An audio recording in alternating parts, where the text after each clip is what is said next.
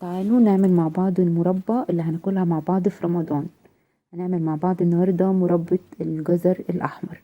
جبت الجزر الأحمر، دلوقتي الموسم بتاعه. بعد ما غسلته ونضفته وزنته طلع معايا 1.5 كيلو. مسكته حطيته في الكبة وقطعته زي ما انتوا شايفين، حبيته بشروب المبشرة. تمام، مفيش مشكلة. حطيت عليه 1.25 كيلو من السكر. حطيته في طبقات متبادلة مع الجزر وبيته في التلاجة. فزي ما انتوا شايفين خرج كل السوائل الموجودة فيه. حطيته عندي هنا في الوok وحطيت عليه عود من القرفة، وما كانش عندي قرنفل سليم فحطيت معاه حوالي ربع معلقة صغيرة من القرنفل عشان انا مش عايزة اغطي على طعم الجزر.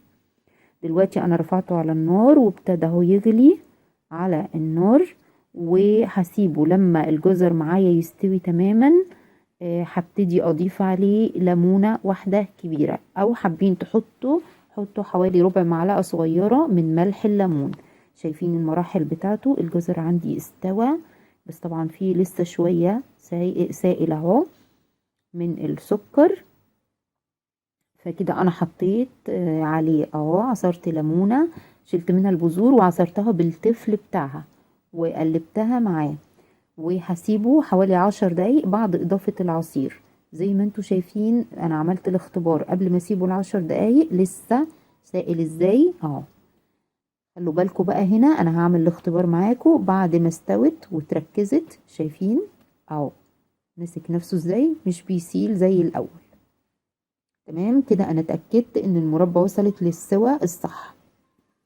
بسيبها طبعا لما تبرد وبعبيها في برطمانات تكون متعقمة ازاز.